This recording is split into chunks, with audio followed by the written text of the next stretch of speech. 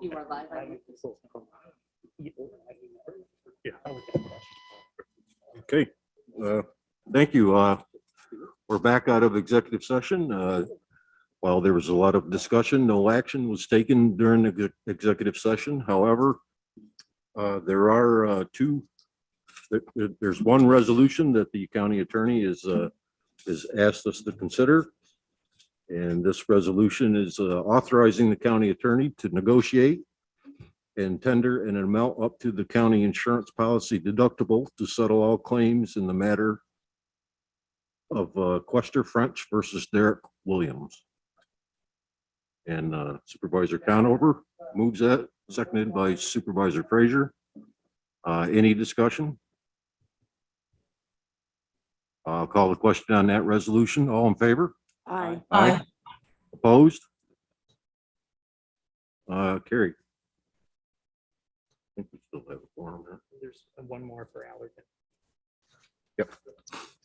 And then the next item is 3C, and that's to request to ratify the actions of the chairman of the board, county attorney, and Napoli Chinolik, special counsel for the county with regard to executing all documents required to accept Allergen New York settlement and sharing agreement in the New York subdivision election and release form with Allergen and its subsidiaries.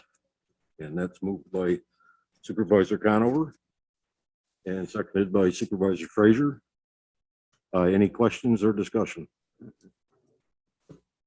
I'll call the question. All in favor? Aye. Aye. Opposed? Carried. Okay.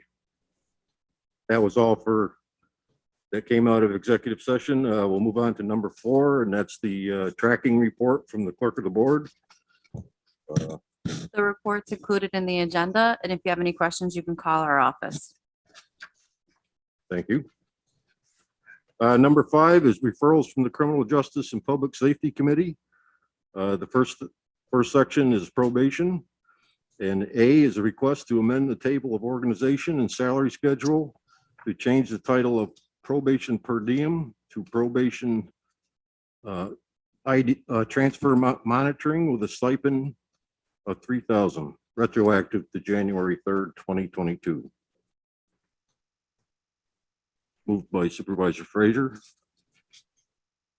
I'll second it. Seconded by Supervisor Wild. Basically changing the name from per diem to stipend. Any discussion? No. I'll call the question. All in favor? Aye. Aye. Opposed? Carried. B is from the Office of Emergency Services, and it's a request to amend the table of organization and salary schedule to increase the salary of the position of building maintenance helper from $5,279 to $5,437 effective January 1st, 2022. Someone care to move this? Moved by Supervisor Frazier, seconded by Supervisor Runyon. Any questions or discussion? No. Yes, Mr. Wild. Chairman, is this just another example of what we had last month with this, a couple of individuals being left out of the salary increase? Yes. Okay. It was an inadvertent mistake. It's Okay. off the chart. Any other discussion? I'll call the question. All in favor? Aye. Aye. Opposed? Carried. Looks like C has been crossed out, at least on my agenda here. Yes. Okay, so we'll move on to the sheriff, item D. And this is a request to amend the table of organization and salary schedule to create 4 full-time contingent permanent civil service correction officer positions effective February 21st, 2022. I'll make that motion. Moved by Supervisor Wild. And I'll second it. seconded by Supervisor Runyon. Any discussion? Just Yes. for the record, just for our county administrators, I understand this does not increase the operational structure, administrative structure of the jail. What this does is it increases the reservoir of personnel available to fill that structure. That's correct. Okay, thank you.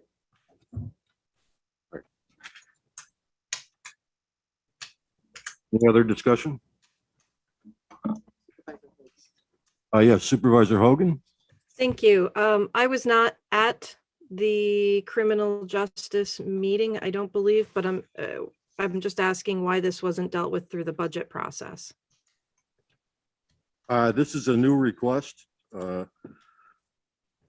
These four contingent positions will fill in for correction officers that are out on active military orders. Whereas right now it creates a vacancy within his structure. So these people will fill in for those people that are out. And if those people return back from the military, these people exit. And all four of those positions are out due to military. I'm not sure there's four at this time, but he wanted four because from experience, he seems to think that that's what he needs. Thank you.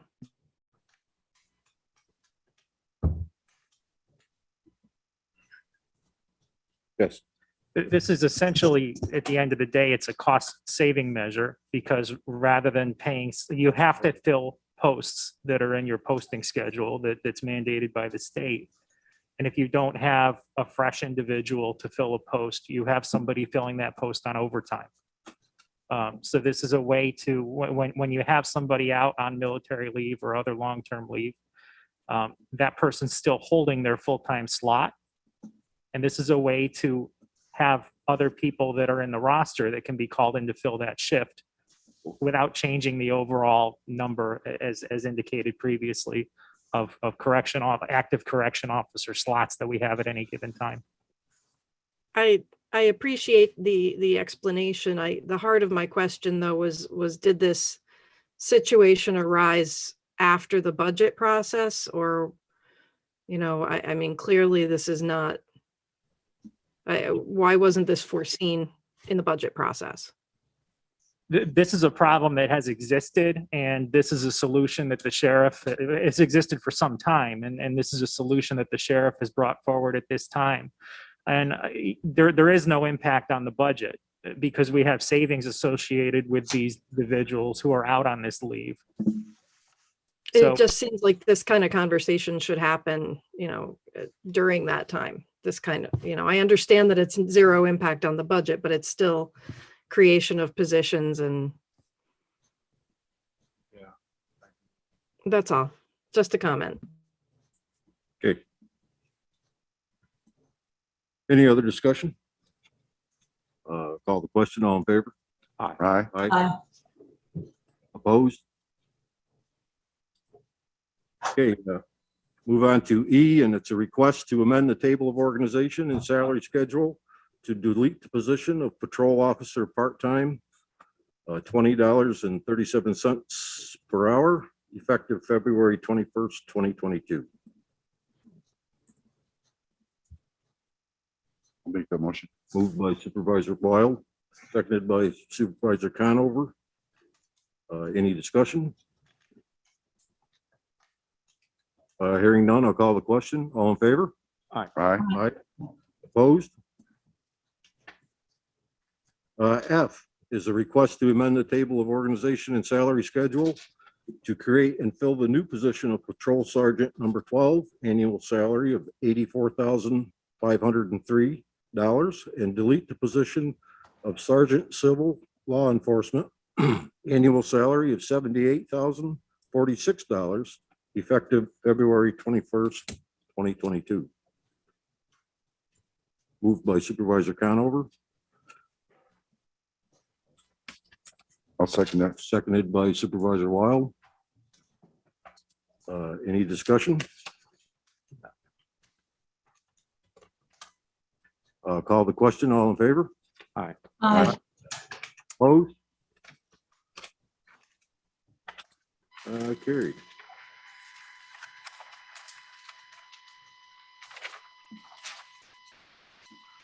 Okay, number 6 is referrals from the Health Services Committee, Public Health. And it's a request to authorize call-in rate for Director of Public Health and Assistant Director of Public Health of $350 per day for Saturdays and Sundays worked, effective retroactive to January 1st, 2022. I'll make that motion. Moved by Supervisor Wild, seconded by Supervisor Conover. Discussion, yes.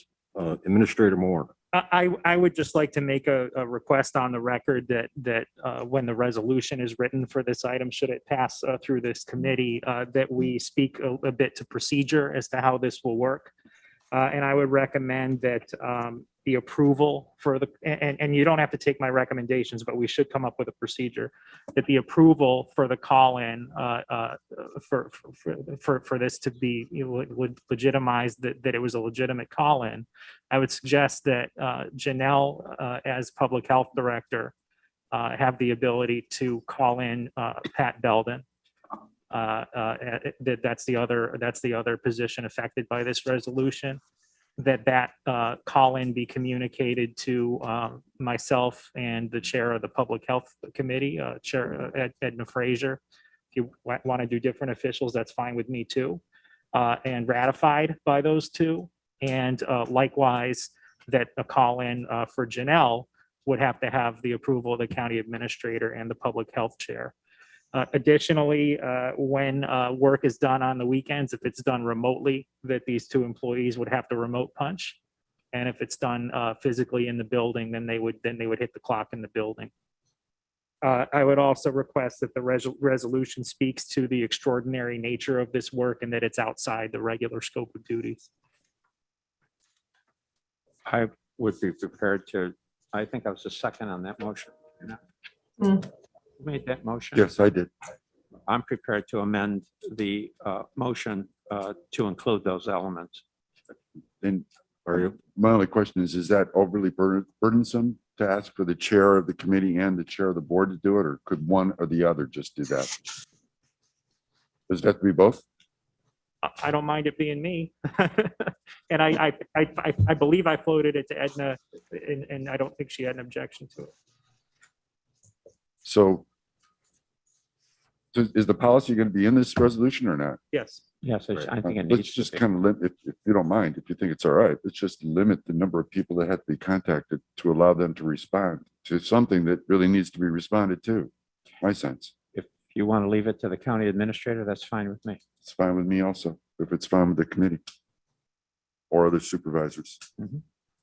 Yes, Supervisor Driscoll. Just a suggestion to cover yourself in event that Administrator Moore isn't available on a particular weekend.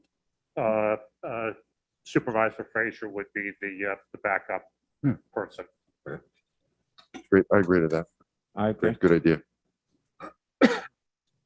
Any other discussion? Call the question. All in favor? Aye. Aye. Aye. Vote.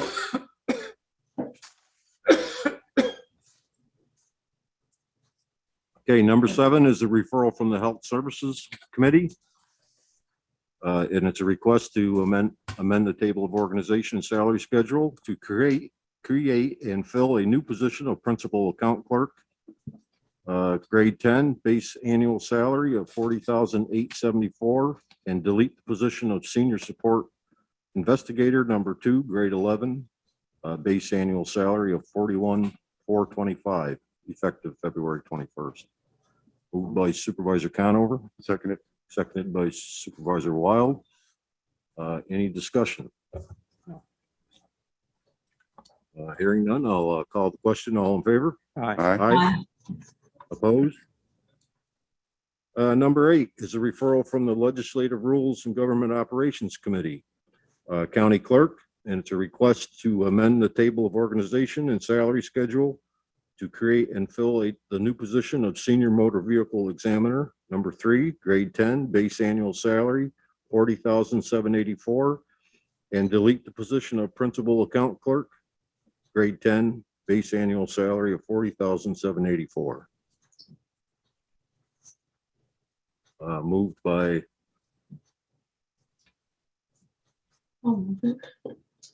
Supervisor Runyon, seconded by Supervisor Conover. Any discussion? Hearing none, I'll call the question. All in favor? Aye. Opposed? Number 9 is requests and items to be discussed by the county treasurer.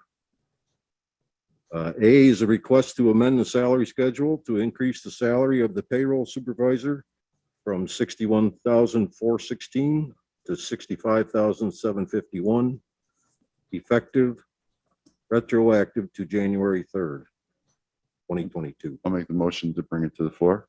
Okay, moved by Supervisor Wild. Seconded by Supervisor Runyon. Discussion. Mr. Chairman, is this the same issue with out of grade or out of bargaining unit that they did not get their? Yeah, this is the payroll supervisor that was taken out of the bargaining unit. And I'm here, Chairman, if anybody has a question on this. This is Mike Swan.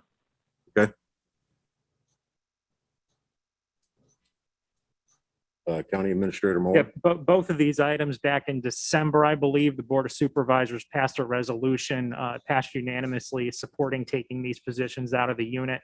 I spoke with the union president and their attorney, and they consented to that. We have that in writing.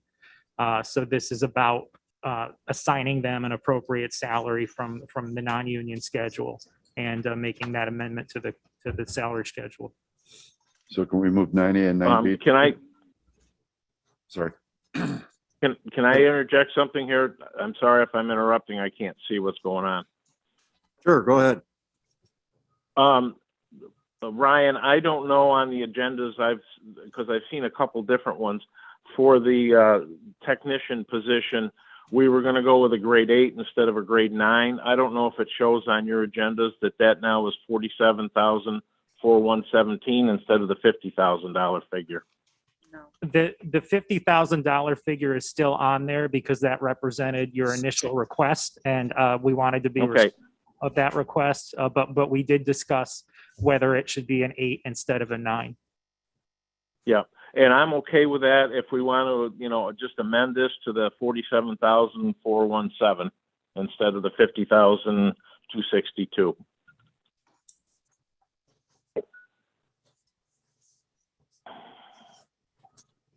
Okay, I'm fine with that modification. okay. So Supervisor Wild moves A and B with the modification on the request and the B request to 47,174,17. Seconded to that. Supervisor Runyon, are you okay with that? Yes. Okay. So we have a motion and a second for for number 9, A and B. Any other discussion? I'll call the question. All in favor? Aye. Aye. Opposed? Number 10 is items to be discussed by the county administrator. Thank you, Mr. Chairman. This item is in reference to the messenger. This is the position that circulates all of the county mail. Very important to the operation here. We were notified within the last couple of weeks that the incumbent intends to retire the end of the first week of March. We very quickly reviewed the position description, posted the position. The application period closed on Friday.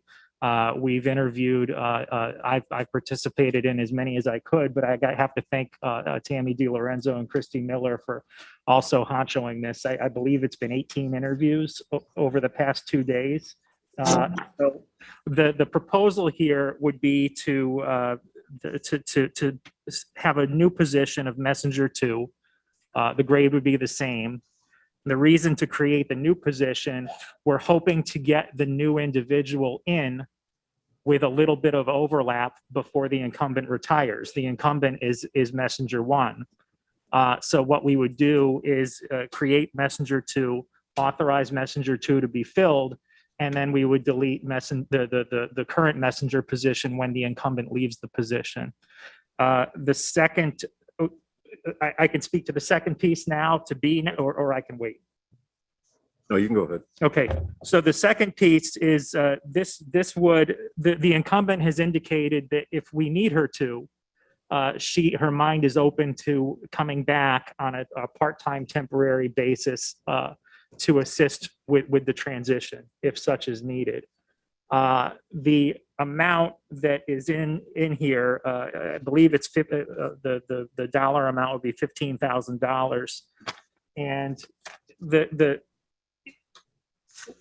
this could go one of two ways. We've had discussions about whether or not we want to bring the mail back into house rather than use an outside contractor.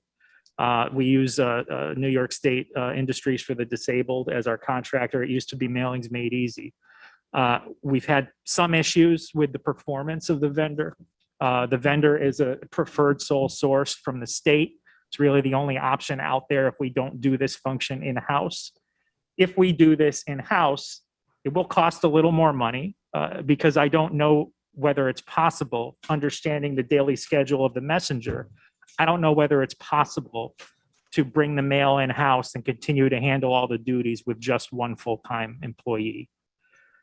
If the Board of Supervisors is comfortable moving down the road of bringing the mail back in-house and terminating the contract, the amount of funds that we've put into this temp helpline, we hope, or that we're proposing to put into the temp help, we hope would provide for several months where we would still have a part-time person in addition to the full-time person so that we can try it out. We could make that transition and see if the full-time person can handle all of it in one day. And if they can't, then, and we need additional help, the intention then would be to come back to the board and request a permanent position as opposed to a temporary position. So there are some moving pieces here. There are some decisions that need to be made. The fundamental piece here is the notion of bringing the mail back in-house is going to help on the performance side, but it will cost us some more money. Yes.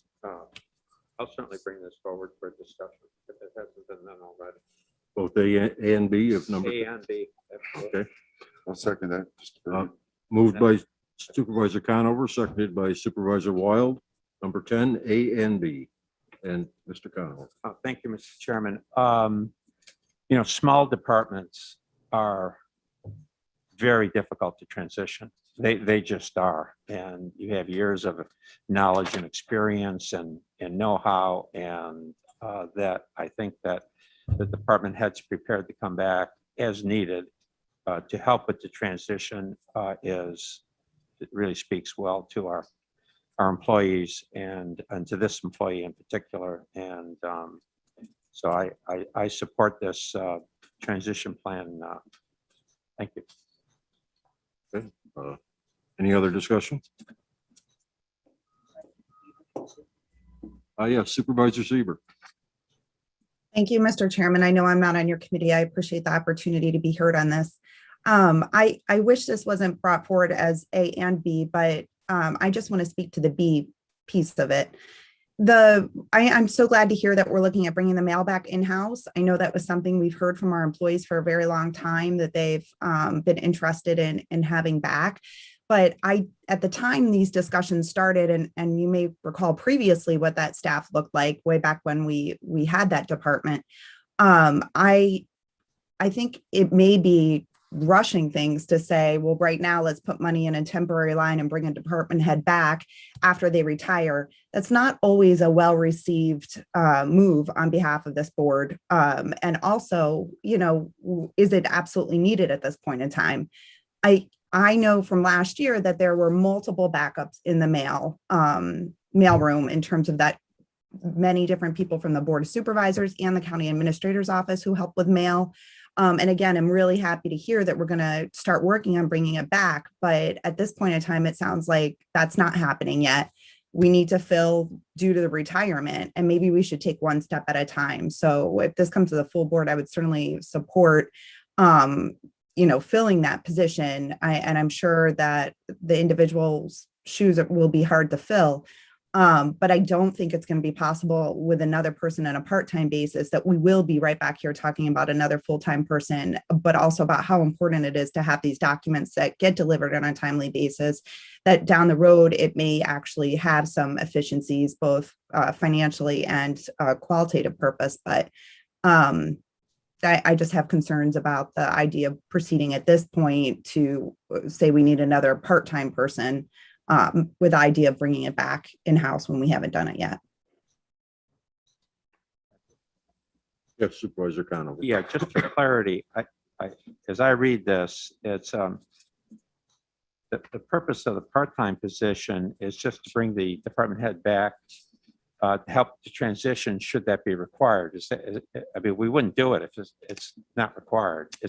We're not increasing permanently the staff of that department.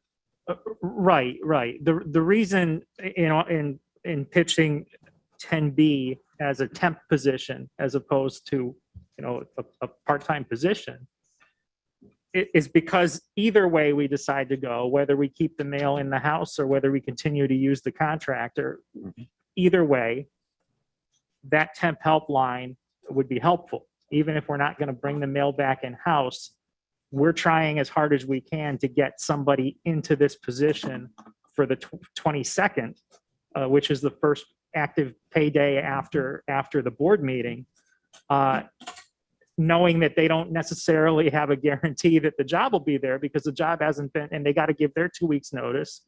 We're trying very hard to get somebody in under that timetable so that they'll have 9 days with the incumbent to train.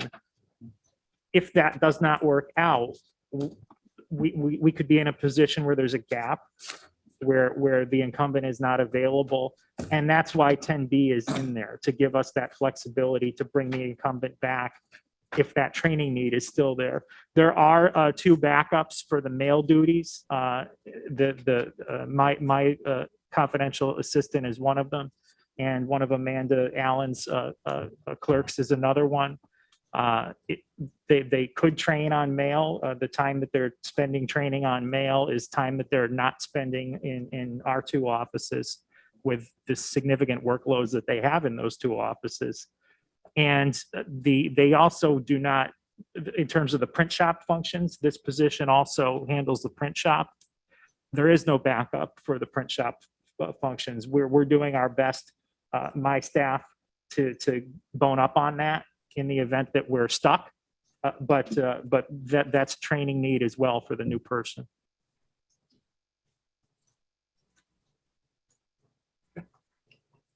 Supervisor Beatty?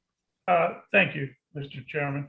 I just think the 15,000 is a little excessive at this point. Could we lower that to like 5,000 in part-time? I don't see, it's almost like superintendents of schools, right? They retire and then they come back and they get gigs all the time in other school districts. And I kind of chuckle at that. I see Jeff Mead chuckling at that. I know it.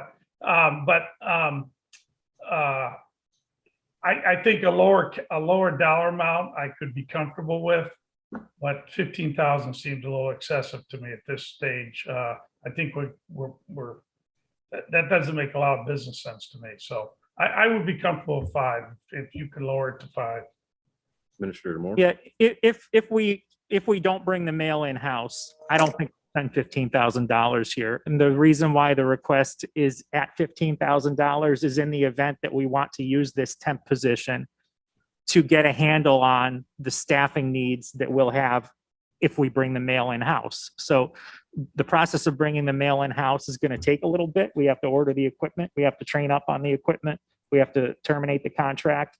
And the idea would be having enough wiggle room in that temporary position to have that person assist with the daily duties until we get a handle on the manpower that it's going to take to perform those duties in the future. That was the reason why we put it in for 15. Again, if we don't bring the mail in-house, I don't think we'll spend the 15.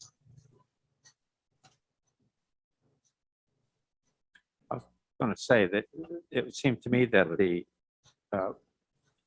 you made an estimate that should this take place, you work the number of hours that the temp would may be needed for, and then you take the rate and you work back to a number.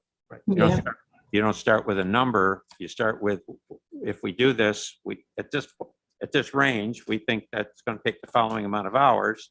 I'm not sure what that is, but let's just say it's 1,000 hours as a half-time person. Let's say half of, and we take a rate of $50 an hour, and that's how we get to 15,000. Yeah. If the rate is $12, $13, then you come to a different place. If the hours are not 1,000 hours, it's 500, and that's the point you're making. Right. We don't need the hours. We're not going to contract for the hours. Right. Right. And if we did decide to create a part-time position, you'll have a recruitment period, you'll have a hiring period, you'll have a period in which the board would have to consider the position and approve the position. And if the workload is there where we need a full-timer and a part-timer, you're going to need a provision to cover that.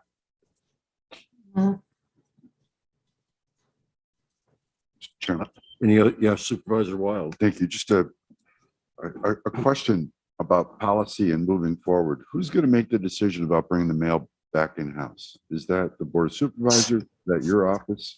Well, Because I'm in favor of using the contractor. Maybe we just have to say tighten up the ship a little bit because it's not working. Yeah, that's a decision I would want the board's input on, and that's why I raised it today. Because if we go down that road, I believe we'll be coming back asking for another position. And if the board doesn't approve that other position, we're not going to be able to handle the workload. So I think it is important that the board is on concept with whatever we decide to do there. Still not comfortable.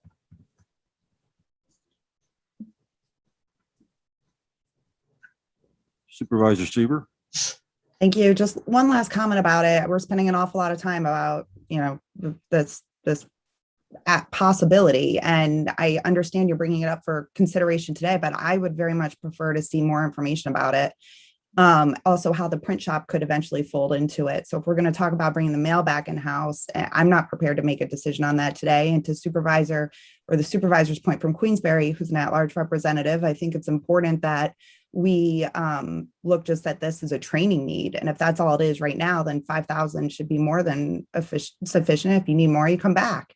I mean, that's always been our practice. So I understand the discussion going on, but I think today is premature without all the information to ask us about, do we want the mail back in house and do we want the print shop to go with it, and how will all that work out? There's a lot of moving parts to that. And I hope we're seriously considering the print shop because it's a way to increase revenues and decrease a whole lot of expense, particularly in contracting with the towns. So I think there's a broader discussion here. Okay, thank you.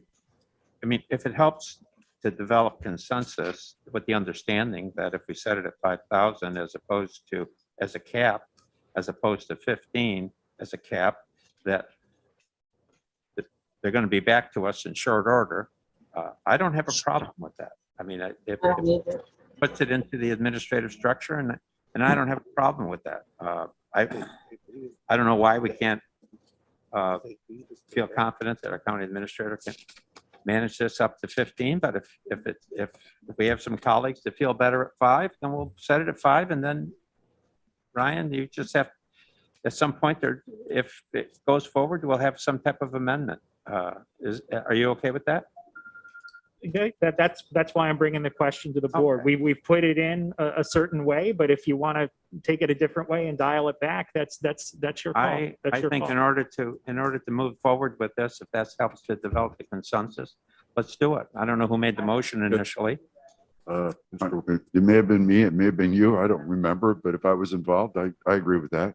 Okay. Mr. Chairman, I'm sorry, everyone else seems to just be talking without being called on for large a part of this meeting.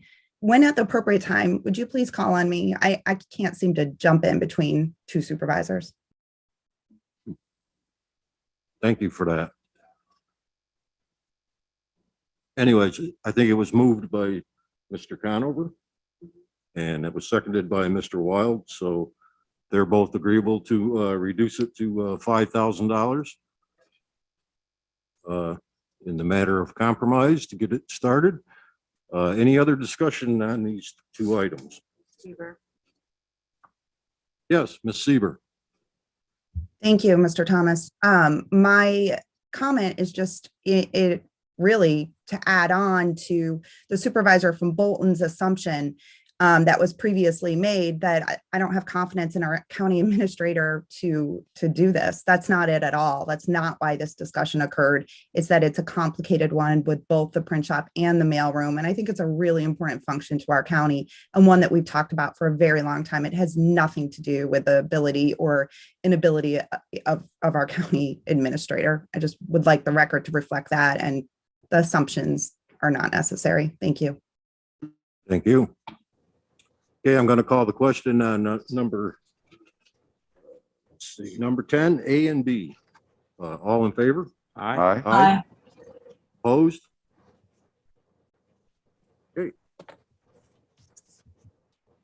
Pending items. Additional work to be done to present for consideration for a formalized policy for the Employee of the Month program at a future committee meeting. That will be at a future committee meeting. Number 2 is the Warren County Workplace Violence Policy to be reviewed for additional updates. And I'm not sure what the additional updates will be, so that will be a future committee meeting also. And number 3 is discussion regarding salary adjustments for 2022.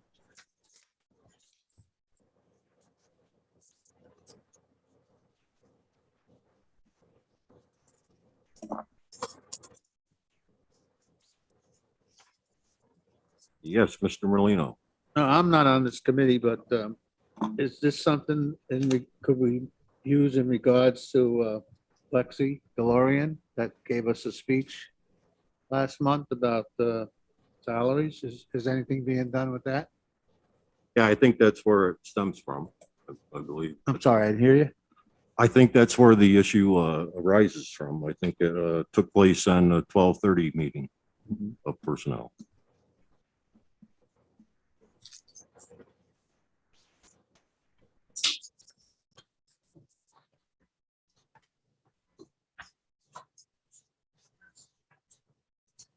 Mr. Chairman, Yes, I do recall some conversations, but I'm not even sure where to go with this.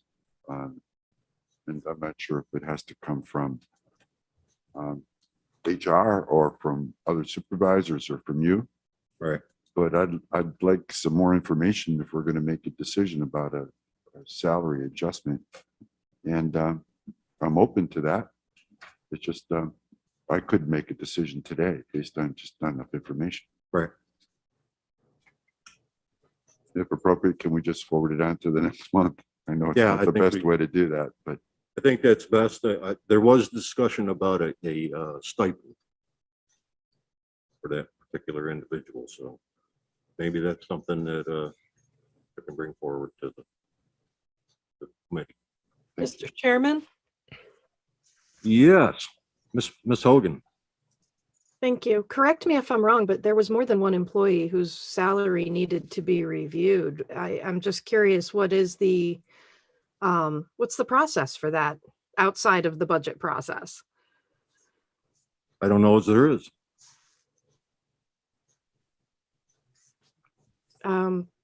Because I believe there were more than 24 employees that needed to have a review of this.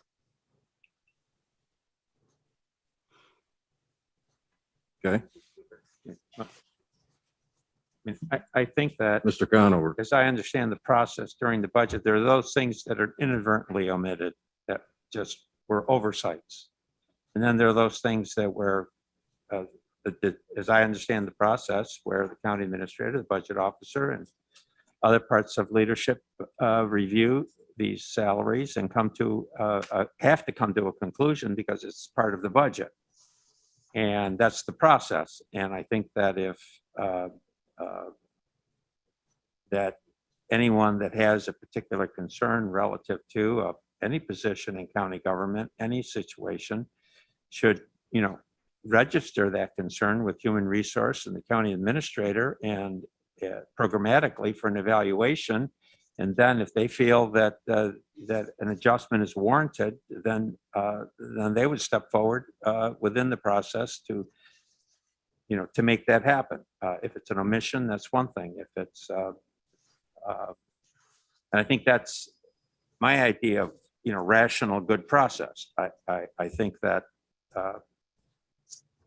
individual advancements or anything outside of, and I think any addition to that process that contributes to good decision making, I'm totally supportive of.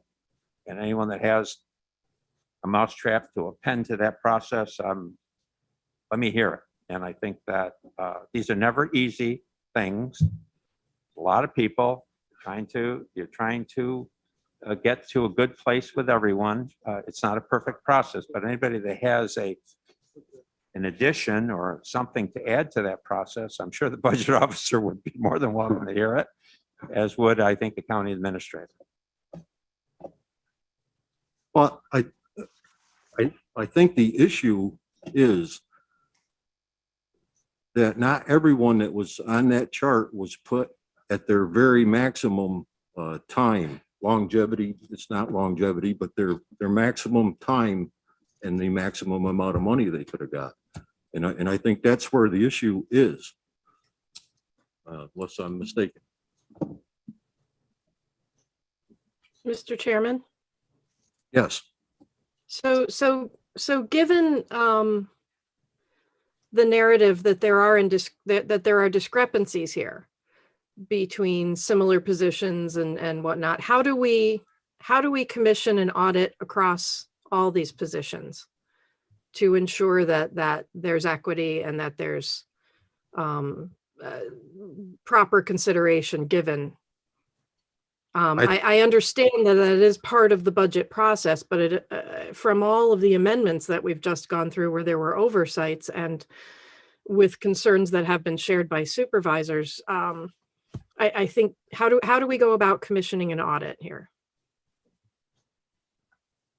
I'm not sure that, when we did this process, there was 5 supervisors in the room, plus the county administrator that agreed to these pay scales or whatever. So how did the oversights? Not sure what process you're looking for. Well, I mean, we're addressing oversights. No, I don't think there were oversights.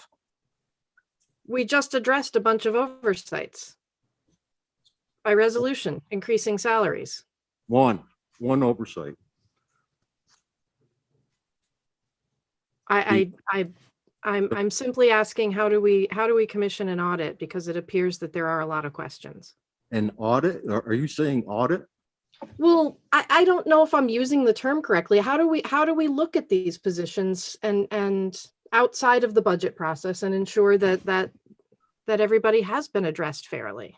Well, that's what the discussion is. If you have a suggestion, I'm all ears. I'm asking what the process is. I'm not sure that there is a process. Okay, thank you. Mr. Chairman, if you don't mind. I'll Yes, defer, Mr. Weil. I'll defer to Supervisor Seaver. Supervisor Seaver?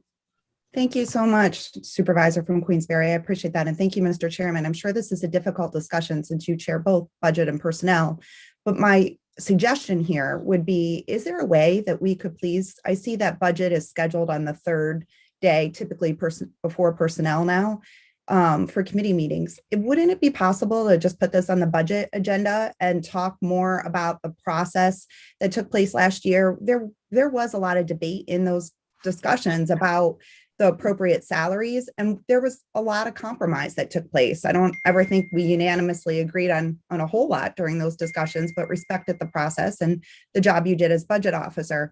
But in this capacity, I was hopeful that we could look at this from the budget context of the 48 employees plus the 7 attorneys, where there was that difference between the years of service and their merit. And then also this issue that has come up regarding a stipend. I'm very uncomfortable talking about personnel issues in open session and would love to be able to do that in executive session during a budget meeting. But I think that chart is something that our county administrator has worked really hard on, but we've all agreed that there could be tweaks to it. Maybe that discussion could take place in budget next month and talking about those positions and how we could look at modifying a chart that is a guide during the budget process. It's not adopted by the full board. That might be a step in a direction where we can have more dialogue about this. And if that chart maybe could be sent out to all of us, that would give us a stepping point to, a starting point, if that's possible. Okay, thank you. Yes, Supervisor Wall. Mr. Chairman, I'll give some thought to this, but I recognize it's not an easy process by any means. We have people and grades and we have certain things that we follow, but there's also the issue that we've addressed from time to time in terms of market rates and important people that we don't want to lose. So maybe it's a bonus program, maybe it's something else to help bridge these gaps. But I'm thinking that we definitely need to think about how do we retain those exceptional employees that we have. And not break the bank at the same time. So I'm not sure how we do that, but I think it's worth considering as we go forward. Time and service, I get it, but from the business side that I come from, it was more of what have you done for me lately? And what kind of accomplishments have you given to the organization that holds more weight in my mind, right? So let's, I don't mind definitely engaging in these conversations. No, I don't mind either, but I don't like having conversations in October and then being told that I did something wrong in February or January. Isn't that part of politics? Sorry.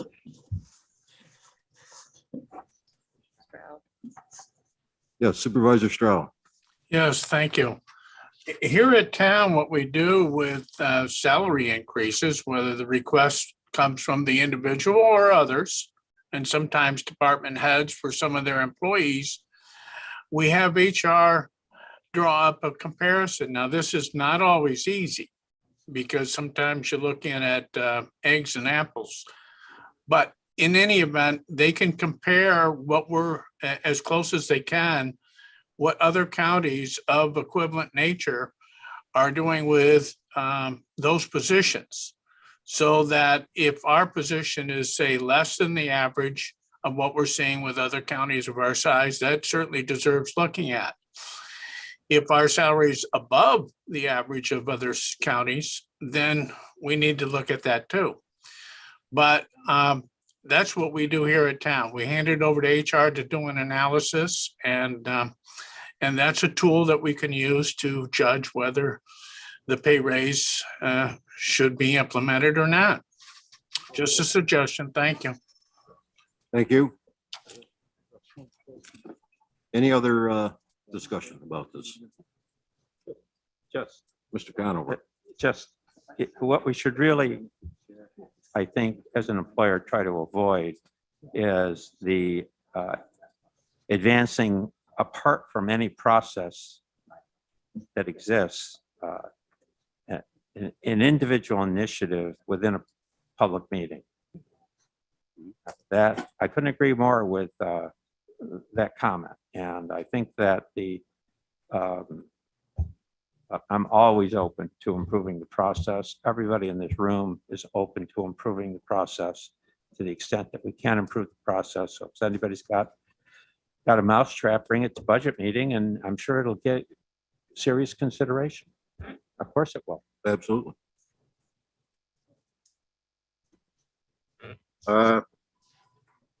Any other comments from anyone? Mr. Chairman?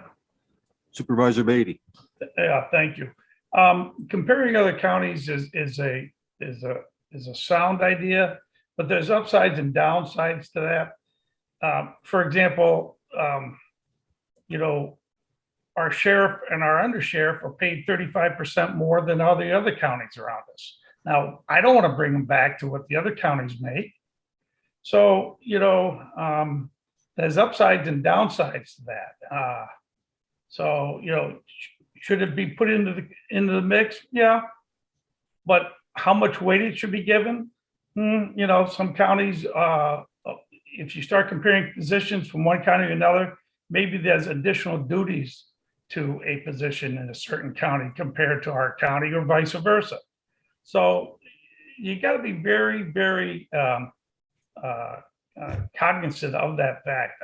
I'll give you an example. School districts all don't pay the same. They don't. They pay different amounts. Every school district pays a different amount to their teachers. They have different other benefits that are involved and so forth. So, you know, although it's okay to look at that, it can't be the premier issue that drives the number. It should be put into consideration. I agree with that. So, thank you. Thank you for your input. You know, there's being budget officer for as many years as I have been, there's no easy way to do this. And you're never going to make everybody happy. And that's the nature of it. And if there's ideas and processes that can make it better, I'm all for it. And I'm here to listen.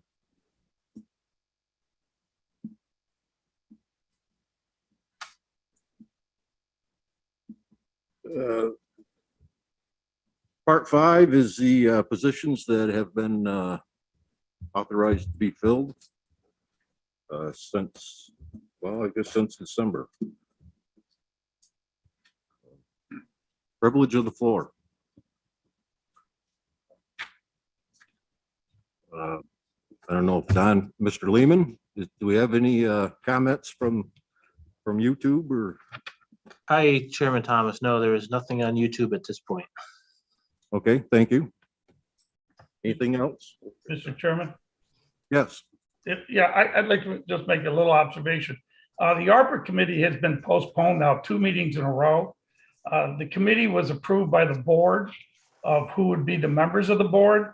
So could you give me some insight on why or who's keeps canceling the ARPA meetings? I mean, we have a committee of, I think, 13 that was approved. Everyone had to be approved by the Board of Supervisors. And yet now we've had 2 committee meetings in a row be canceled without any explanation. Boom, I get an email. Oh, by the way, the meeting's canceled. So who's making that decision and why? County Administrator Moore. Mr. Moore, could you help us? I can. The members of this committee, as well as the chair of the committee, are designated by a board resolution. Correct. And so the authority is vested in the Board of Supervisors to pass a new resolution specifying who the chair is. So in the meantime, there's no clear way as to how you would run that meeting because nobody has authority from the board to chair that meeting. Why can't the committee select their own chairman? The Board of Supervisors approved the chair. So the Board of Supervisors currently has that authority, the full board. But, okay, so what you're saying is we're gonna cancel every meeting until the committee selects a chairman and then the board approves the chairman? Until the Board of Supervisors, following past precedent, approves the members and designates a chair in the same resolution. But we don't have to go that route. I mean, to me, we're losing time. I see where Saratoga County is giving money to nonprofits. I mean, I mean, we've lost a month now due to canceling meetings that I think are very important to the taxpayers. I mean, we got $12.4 million, 6.2 this year and 6.2 next year. And we keep canceling meetings. We've got 13 members sitting there waiting to go. And we lose one member. Okay, I agree. That was a very, very valuable individual. But I don't see where the committee has to stop functioning and be disbanded and stop working. It doesn't make sense to me. There's no reason why. So anytime a chairman, so let's say we select a chairman at the next board meeting 2 or 3 weeks from now, and then that chairman has to leave. So we have to wait another month before we go through the whole process again and again and again. I mean, I don't understand that. Doesn't make it. It's not a lot of common sense being used there, but that's just how I see it. Mr. Thanks. Chair. Supervisor Seaver, sorry.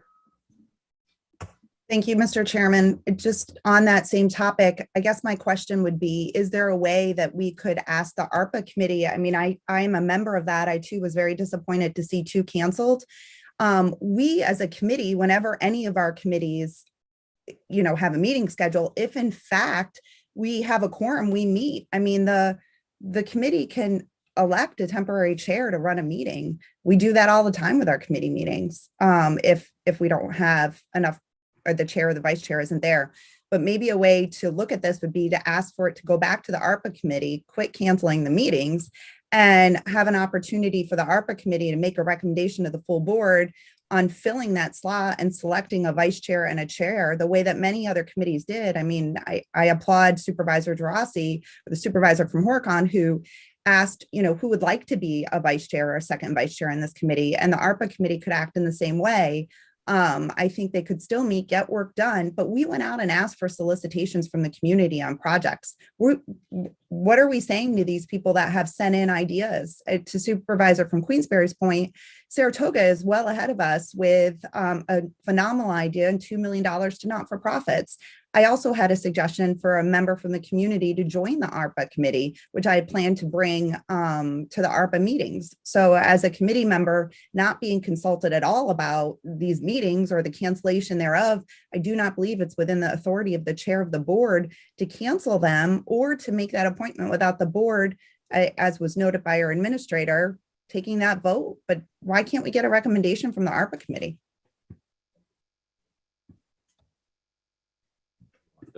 Sure. Well, I'll go back to the hypothetical of what if the new chair resigns, we're in the same position. And not necessarily. The rules of the board state that the chair of the committee has the authority to designate a vice chair and a second vice chair.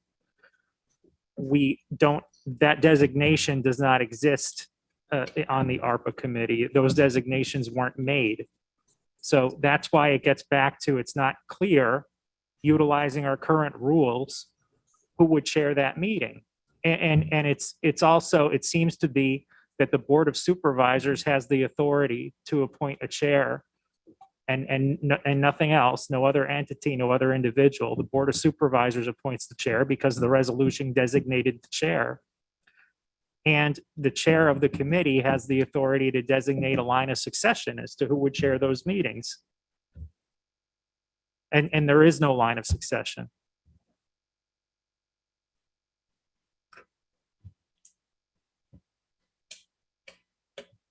Mr. Weil? Mr. Chairman, so I'm just going to ask our administrator, is there any way we can meet, or do we have to wait until after the full board convenes? It gets to a legal question about how do you chair the meeting? So the answer is no, we have to wait. That's the answer to the question of why the meetings have been canceled. So my question still says, is there any way we can meet and continue the work without the full board approval?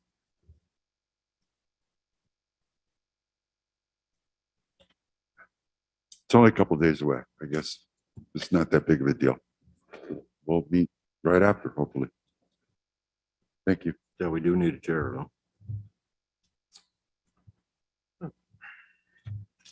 Oh, yeah, Supervisor Hogan. Thank you. Look, my intent was never to throw this committee into dysfunction. I'm disappointed that this is where it's gone. I'm disappointed that we don't have better advice on how to proceed, barring, full board approval. And that we're this far into it. I mean, I resigned on the 18th of January. So, what, will a resolution be brought to the full board? I guess is my question.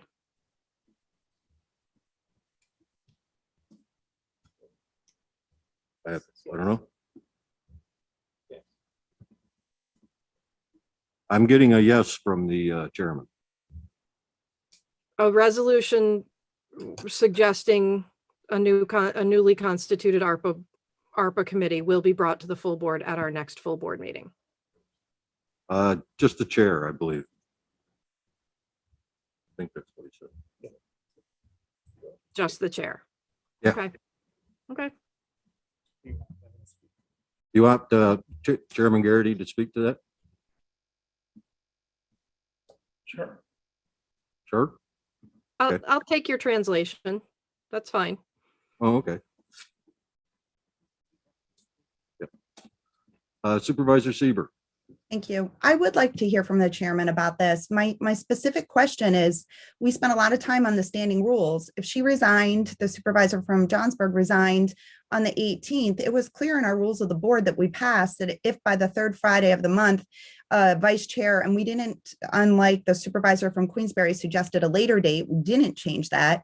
The second person in line would then become the chair by the rules of our board. I don't, respectfully to our county administrator, I don't see where this falls within the discretion of our chair of the board, and perhaps the county attorney can weigh in. But why would it hurt to ask the ARPA committee members, what do you think? Who would be willing to step up to chair this? Who would be a good replacement? Who could we add to this? Who has the time to chair it or vice chair it? We haven't been contacted at all about that. Is there a way that we could just keep the meeting and operate under our rules of the board, which would allow us to do that? I didn't hear our county attorney tell us that legally we can't meet. I know with the full board, we can have a majority of the board call a vote or call a meeting by signing on to it. So I don't know if that applies to the committees or not, but this is a big disservice to the community after we've worked so hard to ask them what they need from us as it relates to recovering from a pandemic. So if those questions could be addressed, I'm not sure by whom or who's the right person, but some communication would be very helpful. Okay. Just, Yes, I don't have the answers to those questions. I mean, let's just so we're clear on it. I mean, my calendar says today is February 3rd. We just heard that the resignation was January the 18th. Is that what I heard? Yes. Dated to January the 18th. I just would put that out there. That the words like disservice and words like, the sky's falling, I find curious, but that's neither here nor there, I suppose. Yeah, Mr. Chairman, I'd like to propose that the new chairman of the ARPA committee come from the ARPA committee. We've met 3 times. We spent countless hours already in getting to at least this stage. So let's let the committee determine who they think should be the chairperson of that committee. It may only make sense for the board of supervisors now, or the chairman to say, hey, by the way, let's have Joe Schmo run it now, who may not be a member of the committee. Maybe he is, maybe she is, I don't know. He doesn't communicate, so I wouldn't know, but but I strongly recommend that whoever's the chairperson of this committee come from the committee. It just makes sense to me. But again, common sense isn't so common sometimes. Thank you. Okay, thank you. Any other discussion? Motion to adjourn? Moved by Supervisor Wild, seconded by Supervisor Conover. All in favor? Aye. Aye. Aye. Opposed?